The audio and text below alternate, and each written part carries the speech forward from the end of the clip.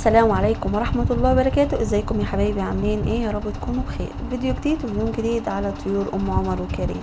اللهم صل وسلم وبارك عليك يا حبيبي يا رسول الله. اللهم اني استودعتك طيوري فان اماناتك لا تضيع. صلوا على الحبيب. يلا بينا. وده روتين النظافة بتاعتنا كالعادة. يعني انتوا عارفين ان انا ما شاء الله عليا فلة كده، مهما اعمل في السطح ده والله ما بيبان عليه نظافة. شايفين الشكارة قد ايه؟ شوال مليان من الحتة بس اللي كانت على الجنب دي، من بواقي الاكل اللي بتفيض مع كنسة السطح، فبنسيبهم كده ايه على جنب ونلمهم. وزي ما انتم شايفين كده خليت السطح فلة. وقلنا ندخل نشوف البطية بتاعتنا اللي نايمة. بسم الله ما شاء الله تبارك الرحمن. يعني كان لسه في بيض نائر في اخر الفيديو هيبان ويطلع لنا البطة اللي طلعت لنا والحاجة اللي طلعت لنا. يعني احنا بنطلع نطمن كده على الطيور هنا شكلها ايه والطيور هنا شكلها ايه. لازم تطمني على حاجتك الاول، في وفيات، في عيانين، وتبتدي بقى تجهزي لهم الاكل بتاعهم وتبتدي تطلعهم. مسا يا معلمين. البطه دي نايمه. بسم الله ما شاء الله كل بيضها طلع ممشش. اللهم صل على النبي. بسم الله ما شاء الله علي. الله اكبر. والله ما طلع لي بط غير البط اللي هو بتاع ابو فلاح، ومات نصه فضل نصه، وبقيه البط بقى يطلع كله بيض بايظ لا اما يموت في البيضه. حظي وحش خالص والله. كان يعني في الصيف دوت في الوقت ده كان ربنا بيرزقني ببطتين ابيعهم واعوض الاكل اللي انا بشتري للطيور. بس الحمد لله يعني ما طلعليش حاجه السنه ده كان رزق النهارده. البيض بتاعنا بسم الله ما شاء الله. الفراخ بتاعتنا ربنا يبارك فيها تبيض لها كام بيضه كده ينفعوا العيال. وساعات والله العظيم بحوش منهم وابيع عشان اقدر ان انا اجيب الاكل بتاع الطيور، لان احنا كلنا عارفين ان اليومين دول يا دوبك الواحد يصرف على نفسه. بس انا حابه الطيور وحباها عشان القناه. ما انا لو ما عنديش طيور مش هيبقى عندي محتوى، مش هقدر انزل شغل على القناه. فانا محتفظه بيهم. هما كلهم ضد ان انا اربي واصرف واعمل عيش وانتوا الاول ومش عارفه ايه. فما حدش يعرف اللي فيها ان انا محتاجه للطيور دي عشان اشغل قناتي. فرحانين بالنظافه. روتين نظافه. من وقت للتاني لازم ننضف على طولنا والسطح. كان في كمان بودرة البلاط والجير المطفي اللي بنشتريهم عشان نعقم بهم السطح. كل ده اكتر حاجة دي بجيبها في الايام دي، لان بيبقى فيه بكتيريات وحاجات والكلام ده. بس والله بقالي فترة ما جبتهاش، مع انه والله يعني رخيصة. كنت بجيب الكيس كده ب10 جنيه، كان بيقعد عندي شوية كتار. انا بقى اديكوا الفرخة دول محطوطين كده زي قلتهم في الحباسة، بياكلوا زي قلتهم. بس انا حابة ان يبقى عندي ديك تاني. فانتوا شايفين ايه؟ ان انا اذبحهم استفيد بيهم واكلهم انا واولادي، ولا قدر الله لو حصل حاجة للديك التاني انا ورزقي بقى اشتري واحد تاني ولا ايه؟ يعني انا زي ما عندي ذكر بط واتنين لازم يبقى عندي ديكين. فانا مش عارفة بصراحة. اللهم لا اعتراض. يعني خايفة التاني يموت ما اقدرش ان انا اعوضه.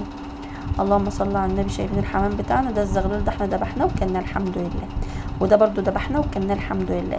وما عادش بيصح عندي بيض حمام خالص، مع انه بيبيض بس يبيض ويتكسر يبيض ويتكسر.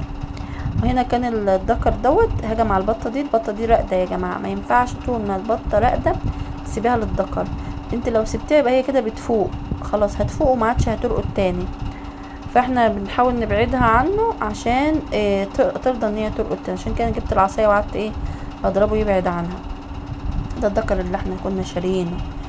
هو شوف بيجري ورا بني ادمين، اي حد بيقرب بيجري. شايفين بيعض بني ادمين والله. دي ذكر شرس. يلا ربنا يهدي. هنيجي هنا نشوف البط الصغير بتاعنا. البطيه دي اللي جايه لنا من عند مريم، بضت عندي يا جماعه بسم الله ما شاء الله. يعني تلاقي البطيه كده وشها احمر واتدورت كده وتمشي مش قادره تتحرك، تعرف ان ديت خلاص قربت على البيض. والوز بتاعنا ان شاء الله نبتدي نجهز له العشوش في اول 9 يبتدي بيض عندنا. ويا مرحبا يا مرحبا. المقطع ده المفروض كان يجي في اول الفيديو، اللي هو لسه ما كنستش وما عبيتش الشكاية، بس انا غيرت قلبت. يعني عادي بتحصل عادي.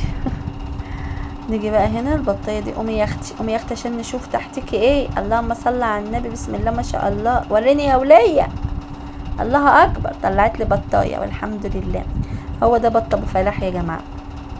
طلعت لي البط الرصاصي الجميل اللي انتوا شايفينه ده. شايفين بسم الله ما شاء الله كله نائر. لو اخدين بالكم البطايه شفتوا اللي هي ديت نائر كله نائر.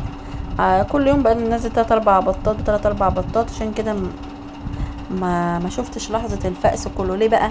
لان انا بقيت اجمع بطايه بيض من هنا وبيض من هنا وحطيته.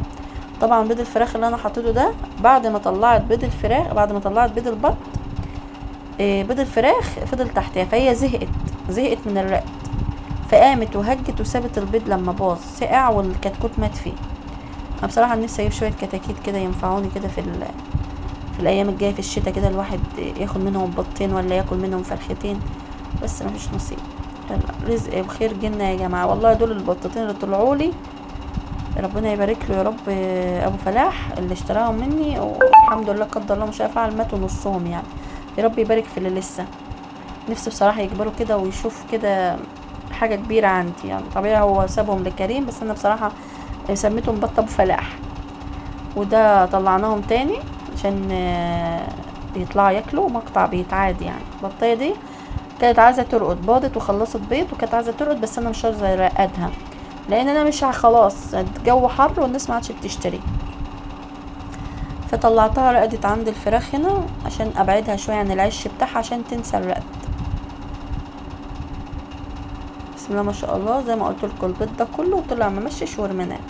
اي بيض عاد بيجي عاد باخده اكله نستفيد منه انا والعيال، ونعمل شكشوكه شكشوكه حلوه كده نستفيد بيها وكله يهس وياكل. بلا بط صغير بلا بط كبير، اهو كله هده ومصاريف. الله شعر. بلا بط كبير بلا بط صغنن، اهو كله استغفر الله العظيم. صلوا على النبي يا جماعه. ولو وصلتوا معايا لحد كده ما تنسوش تحطوا لايك وتشتركوا في القناه وتوصلوني ل5000 مشترك عشان نعمل لكم حفله حلوه. زي ما انتم شايفين البط الصغنن ده البط اللي كان جاي لي هديه من مريم، فاكرينه؟ لان مريم كانت داخله على مرحله العمليه وما قدرتش ان هي تهتم بيه فادتهولي يعني، مش حنيه معلش يا مريم. امتى نخلط للبط؟ امتى نحط له خلطات؟ في السن اللي انتم شايفينه ده، لما يتم عندك شهر كده تبتدي تحط له خلطه بعيد عن العلف يعني. وده البط الكبير اللي كان طلع لنا قبله مات والحمد لله، ما فضلش منه غير بطايه ورمانه يا واحده، رمايه يا واحده، الرمايه ديت وذكر بط بس، والاتنين دول ماتوا واتاكلوا الى رحمه الله. ربنا يعوضنا ان شاء الله. والله يا جماعه مهما تعملوا للبط، هو البط اصلا مش بيحب الحبسه، عايز ينطلق في السطح ولسه صغير، لو سبته هيتاكل. وهنا كان معانا شويه عيش كده قلنا نزقل للبط يروش على نفسه.